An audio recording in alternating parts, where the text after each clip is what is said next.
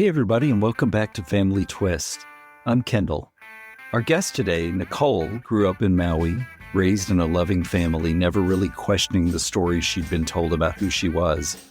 But after posting a wedding video on TikTok and getting thousands of comments from strangers insisting something about her story didn't add up, she decided to take a DNA test. What happened next completely changed her understanding of herself, her family, and her identity. What I really connected with in Nicole's story is how layered this kind of discovery can be.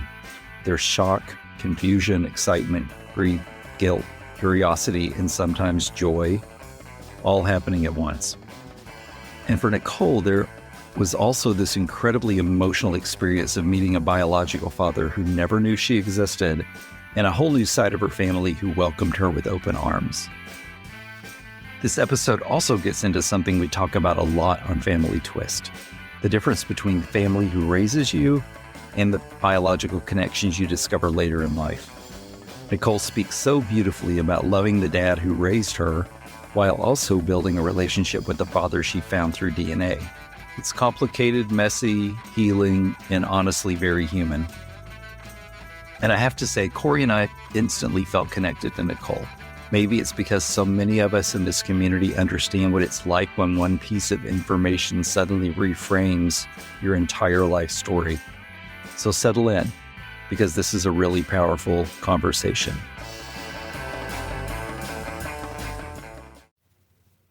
Hey, Nicole, welcome to the podcast. Hi. Hey, guys. Thanks for having me on here. I'm so intrigued by your story because we just talked about a couple of minutes ago before we started recording. Like I did go on your TikTok and clicked on a few posts just to know a little bit. I'm like, whoa, there's a story here. A lot going on. But so let's rewind to your childhood. So to give background, I was raised in Maui, Hawaii. So if you've ever been there, it's a very small island. And I was there pretty much most of my life. I'm 26 now. Yeah, I was growing up there. I'm the oldest of three, so it's me, my sister, my brother, and then our two parents. And my mother is Indian, and the dad that I was raised with is white. So it was the three of us with her two parents, and we had a pretty, I think, blessed childhood living in the islands, like paradise. Very beautiful. That, growing up, it was very, I would say, also remote, because people that you would come across would be either tourists, people that wouldn't stay very long. So I think a lot of it was just very remote and secluded. Your typical average American experience can't be compared to how it is living on the island, because it's just totally different type of lifestyle. And so a lot of it grew up was like around Pacific Islanders, Hawaiians, Samoans, Tongans, lots of Japanese and Chinese influence. A very cultural mix, but you wouldn't have come across a lot of people that looked like me or my mother. So it was kind of an interesting place because you were considered a minority, right? What did you know about your birth? I knew that I was conceived in Texas. I was born actually in North Carolina. So we were living there. I think my parents were living there for a bit, and then we actually moved to Hawaii shortly after. But I knew that so my mother had told me that I took after my grandpa, so her dad. And he actually had passed away when she was young. And so I've seen pictures of him, and he is in the just dark as me, but if not darker. And people may not realize this, but Indians are a very diverse type of people. You can have Northern Indians that are very light skin. You can have Southern, which is my mom is, so I'm half South Indian. So they can be very dark. They have all types of features and hair textures. So I knew that what I was told is that I really took after my grandpa. And so that was the reason behind, like, how come I don't look like my siblings, right? So maybe I didn't get any of my dad's features. And I think that's just something that when my parents tell you something, you believe it at a young age. And I think that's just how it goes when you're growing up. And for me, I was raised in a conservative Christian household. And also I was homeschooled. My view of any outside knowledge is already limited because I was homeschooled up until I was in high school. Wow. I actually had to beg my parents to let us go to a public high school because I wanted more friends. I was 1 teen. Up until that point, I was homeschooled. It's so funny how the little things just like tie back to our story, like the North Carolina thing. So Kendall found out he's the oldest of 7.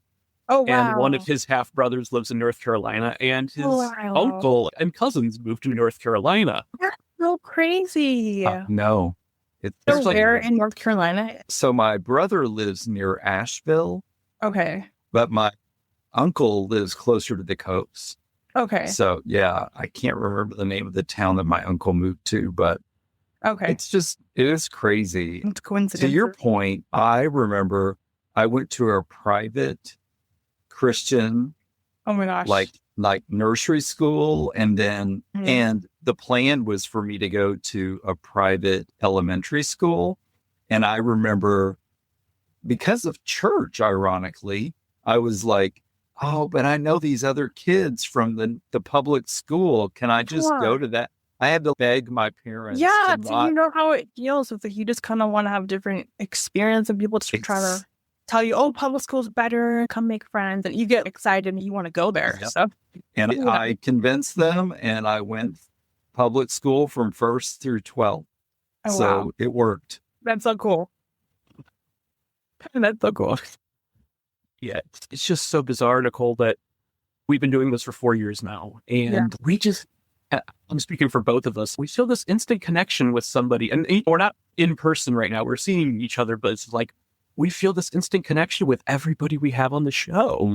I love it. I feel like it's meant to be sometimes. I always feel like the thing that I found out, it's like there's almost no such thing as coincidences, which is meant to like be revealed and things like that. So yeah, I totally agree. And that's totally how I feel. Kendall's the opposite. Thoughts are more pessimist and not pessimistic, but what's the word? Skeptical. Skeptical. A little skeptical. Yeah. Whereas I'm mystical.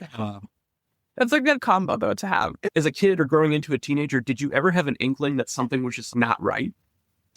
So the interesting part is that people always would ask me, like, are you adopted? Do you have a different... I've always gotten questions like that.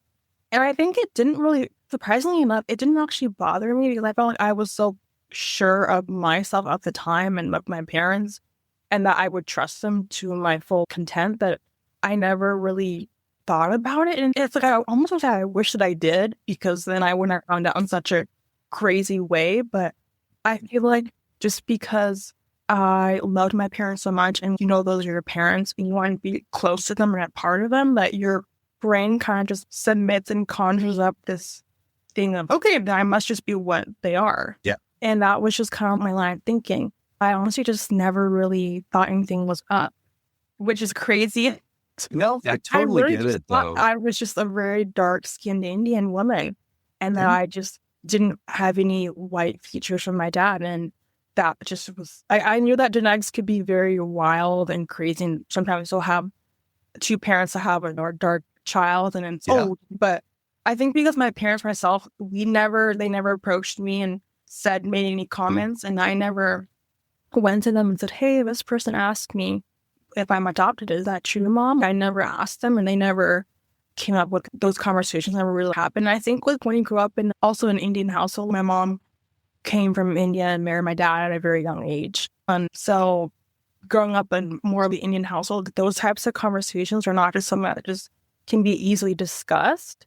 And I think my parents are very non-confrontational people that they like to say they want to talk about things and then it doesn't come up and they kind of just, it doesn't happen or they don't see it. And I think in their own brain, it's let's just not discuss it and let's just move on and keep living. Because so many things are happening in our life that maybe the way that I look, it wasn't their top priority. And I think for me either, it wasn't just something that I was really concerned about. So that was kind of how I felt growing up. Even though people always asked me or made fun of me, I just was like, nope, I'm Indian. Indians can be dark. I feel like looking back now, people are probably like, okay, maybe they knew but didn't want to talk, never really told me. And that was the other part, was like there was no one around me that would have been able to be upfront and been like, hey, Nicole, I think you should ask your parents what's going on.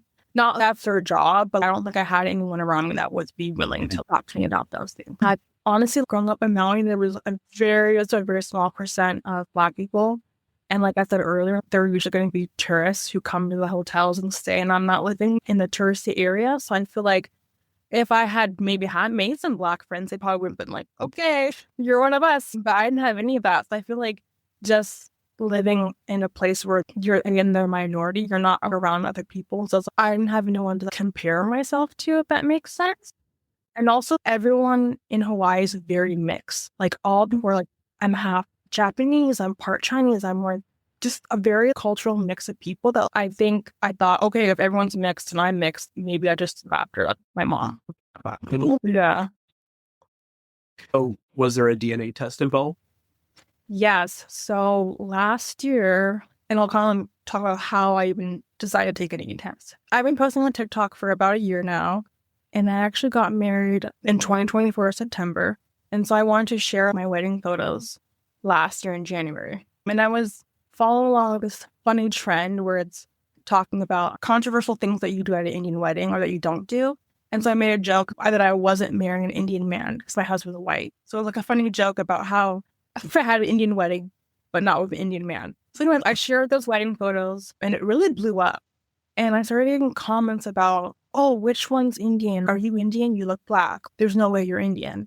And of course, I've heard those things before. So I was like, didn't really think much about it. But it started to really blow up. Thousands of comments every single day. I would open up the app and I would have a lot of comments. And some of them were genuine. Some were also very nasty and just very rude. Online social media can be people are easy to say stuff that's very hateful because they're behind a screen and they don't. I started to post more about my parents that I was raised with. I said, no, this is my mom, this is my dad. And I was like, oh man, people are being they felt like they were defensive about the way that I looked. And it was like bothering people a lot that I was saying that I was half white. And my husband's actually adopted. And so he knows who his parents are and he's met them before. And he's taken a DNA test before in the past. And so I thought eventually I would take one just because I think it's an interesting thing to know like what you are. And I also did get comments that were like, take a DNA test, just post it and let us see. Wow. And I was like, on one hand, I'm trying to be a content creator. I think it would be good content to showcase this story. And I'm so confident, let me just take one anyways and post about it and shut people up and be done. Right. And so in February, I purchased it. I did not tell my parents. So the only people that knew were my husband and my sister. I paid for expedited shipping because I just wanted to know the answer. So maybe that was my subconscious being like, okay, maybe something's up. I got the results back in 2 weeks. I actually recorded myself reading the results with my sister and my husband. And when I was looking at it, I think I still didn't make sense of it in my head because I was in just pure shock. Because I'm saying, yes, I'm half Indian, but the other half, I'm like, where's the white part? Where's the European? And I started seeing when you're African American, you have different parts that are like all mixed up that equal up to 50%. So I was seeing 10% Nigerian, 10% Mali, just a lot of West African percentages. And still it didn't hit me. And my husband was like, no, that means you're half African American. And he's like, see, if you add them all up, it's 50%. I was like, oh. And so my sister was like, I think you need to ask the source. I think you need to ask mom, you know? And she's like, maybe it was something that she was being mean to tell you. Maybe it was hard for her to get it out. So I waited a day because I was scared. I was scared to confront her. I just didn't want her to get mad that I took one. And it's funny because my parents have always been weird about DNA tests. They didn't have a huge interest towards it. I think when we would talk about my husband's, we'd all talk about that. They didn't care. Oh, that's cool. But like, why do you care so much about what you are? So that's why I didn't tell them. And so I waited a day and I had a dream the night before I called my mom.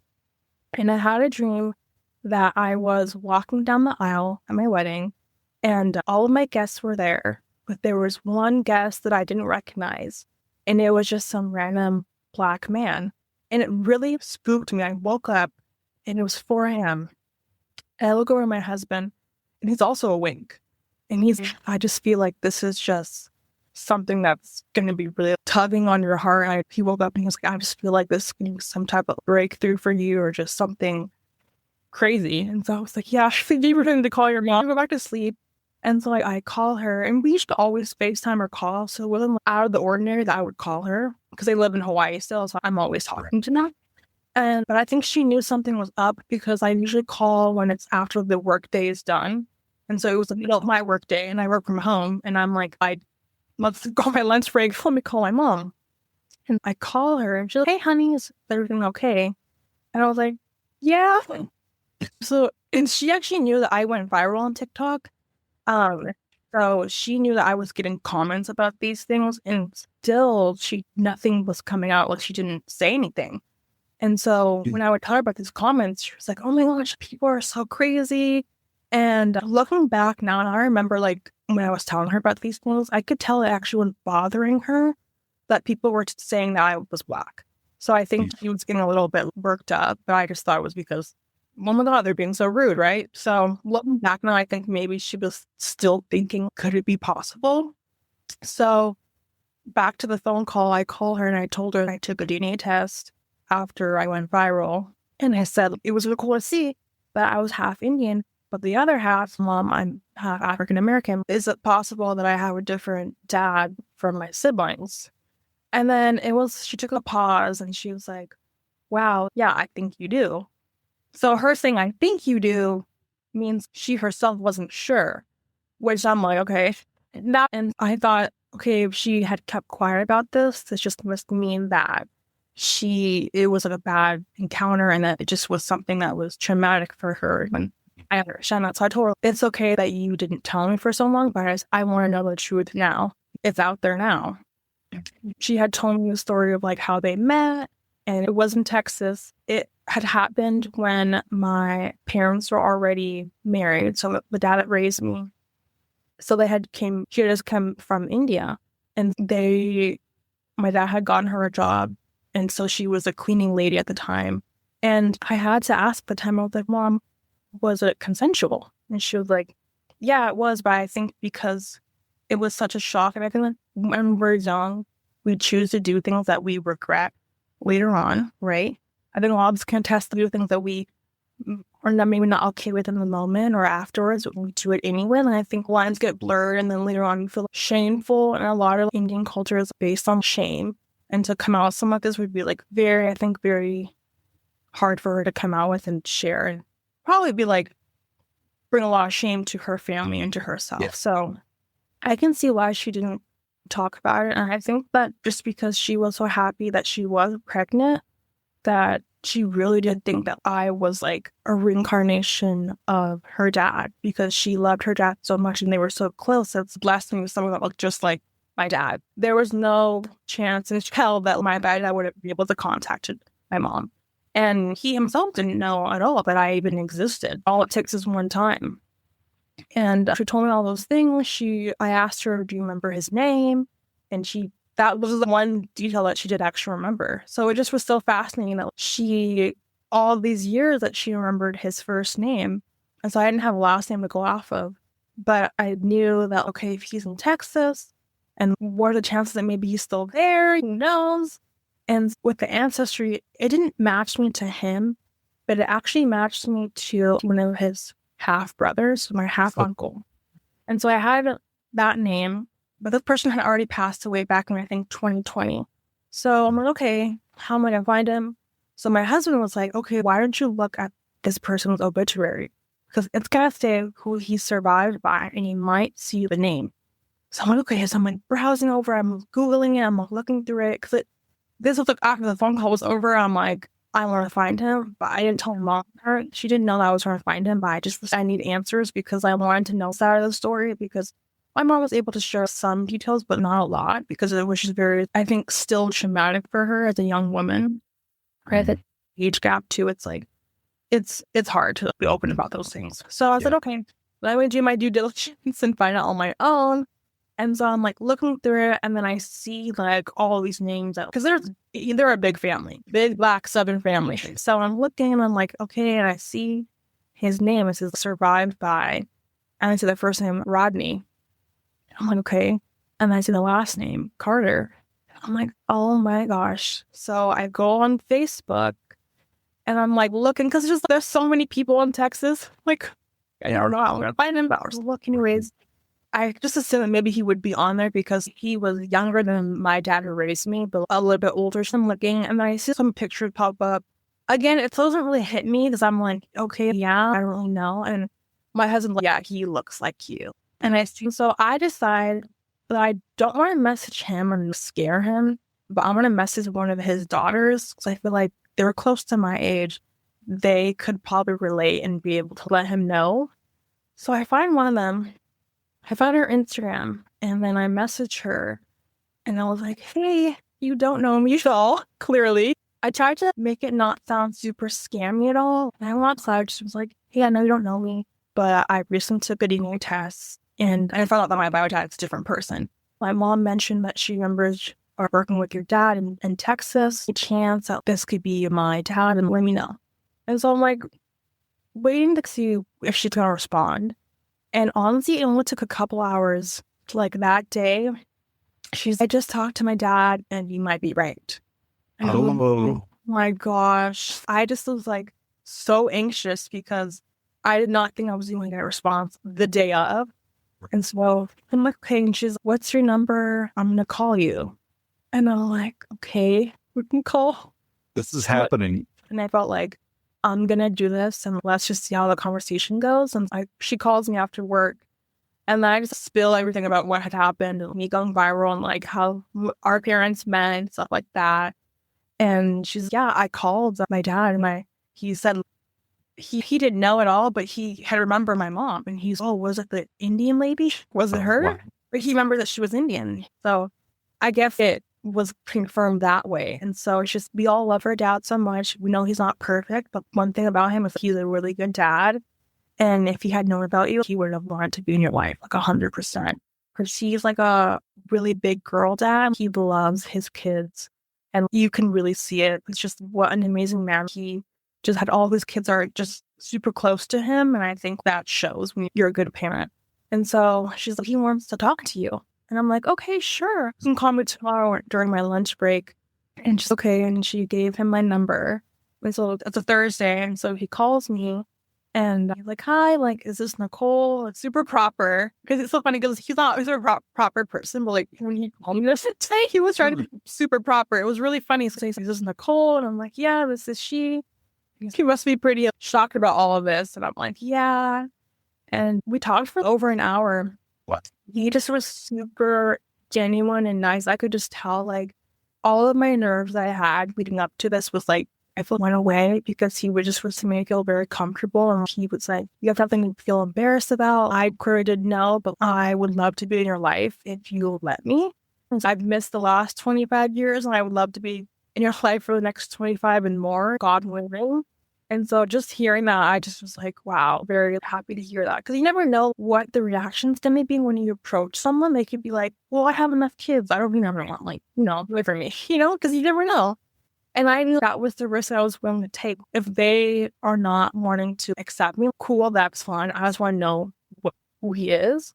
And I'll leave you guys alone. But the fact that they were just so accepting of me right away. And they were like, you're our sister. That's your dad, and just accepting was just wow, it couldn't have turned out any better. And so since that day last year in February, we've talked every single day since then.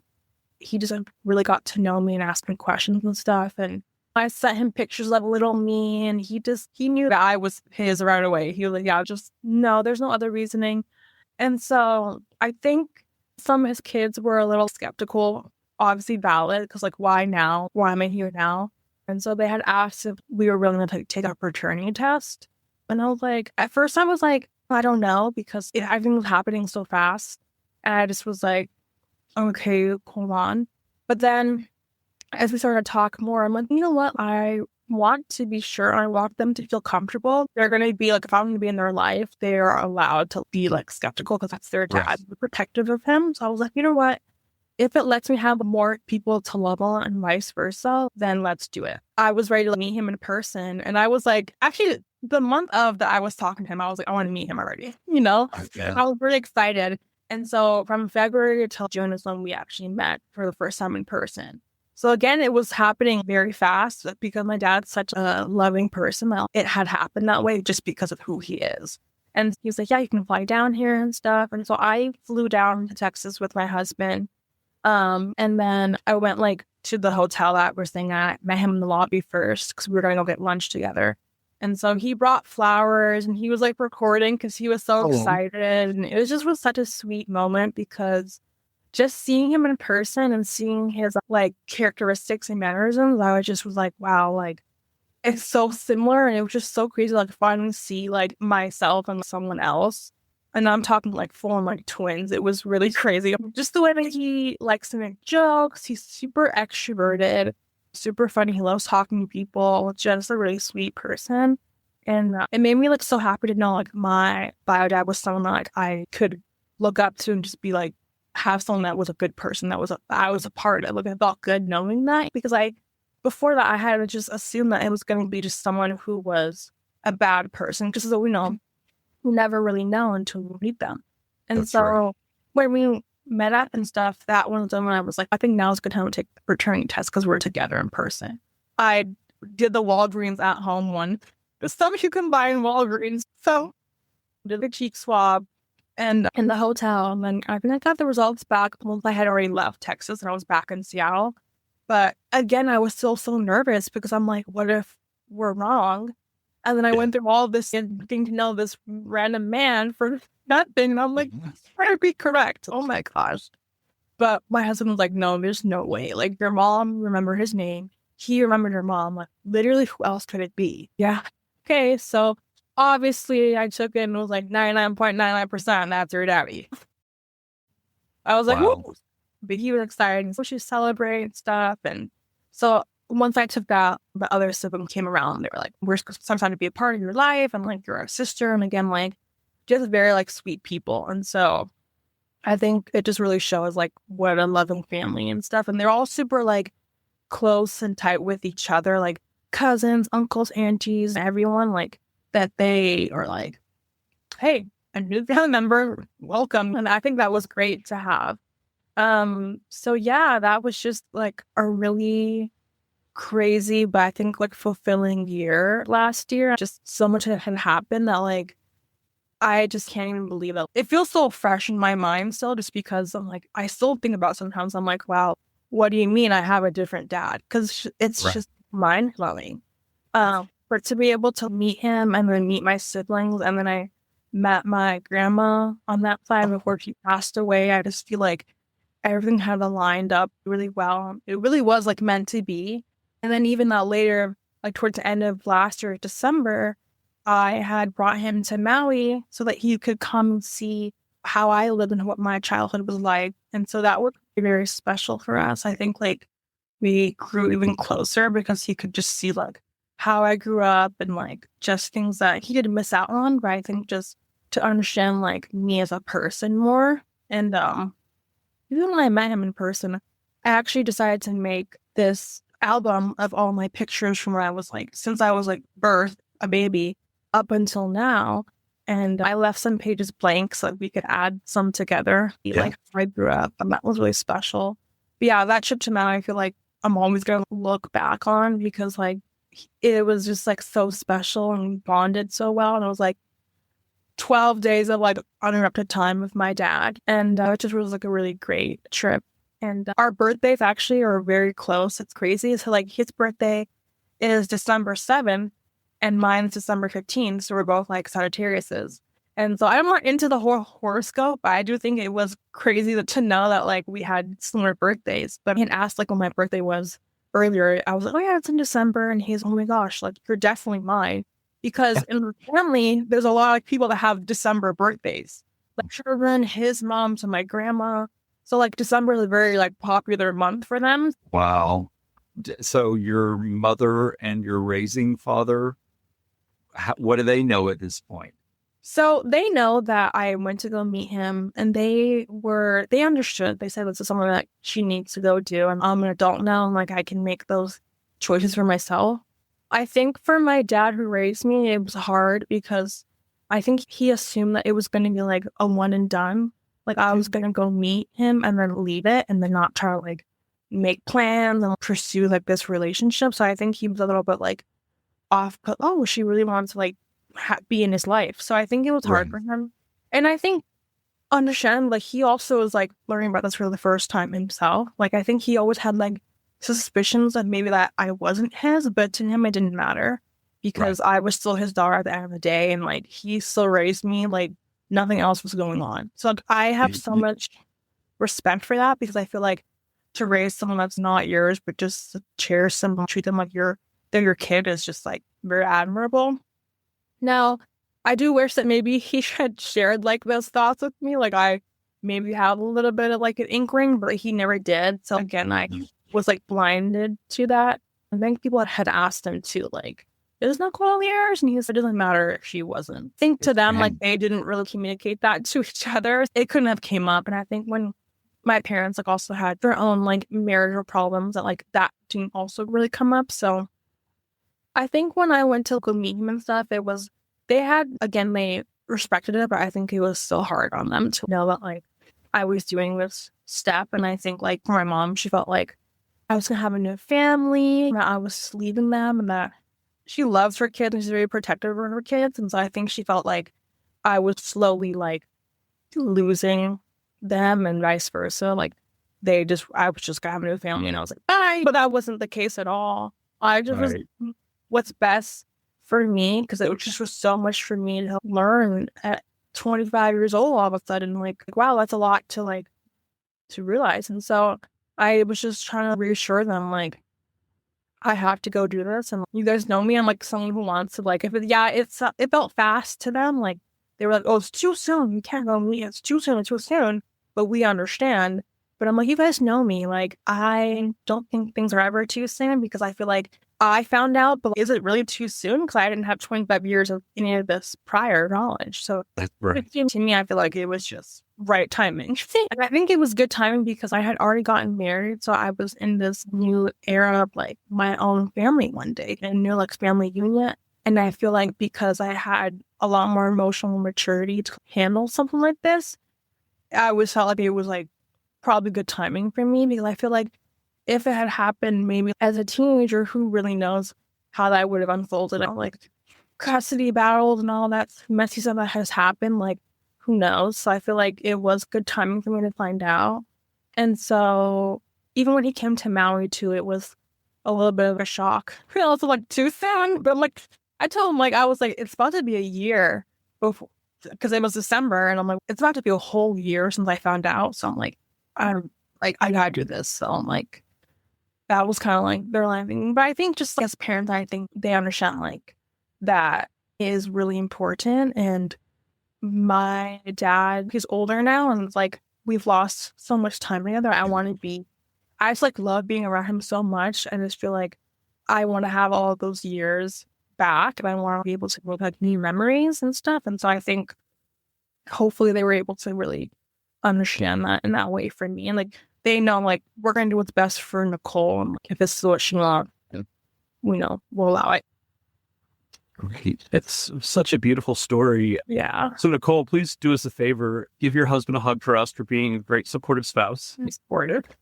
The last question that we always ask on the podcast is, when you were going through this discovery, is there a song or a musical artist or a genre that helped you progress through this? It's a good question. Okay, genre. Yes. So in Hawaii, we love Hawaiian reggae. And so there's this one song from this local band, and it's called Liliana. And this song is about, this guy sings about his daughter, just loving his daughter and how he's away from her. When you're in music, you're on tour, you're doing this, you're away for a long time. One of the lyrics is, your daddy's coming home. And so we were in the car one day, picking him up from the airport, picking my dad up, and it had came on randomly. Okay. And so I started to play, and he's in the front seat next to my husband, and he starts to cry and tear up. It's I'm sorry, guys. I'm sorry. It's just so special. And like to be here, like where you grew up was just like so amazing. And so that song, like it was just something that like really spoke to him and me. And like It's such a beautiful song, but it's called Liliana, and it's by Maole. But yeah, it's a Hawaiian reggae band, and they're amazing and actually from Maui. And so I feel like that song really speaks to us because it talks about missing your loved ones, missing your daughter so much, but like reassuring her that I'm going to be there, I'm going to come back to you soon, and like that whole reunion. I love that. That's so cool. Great.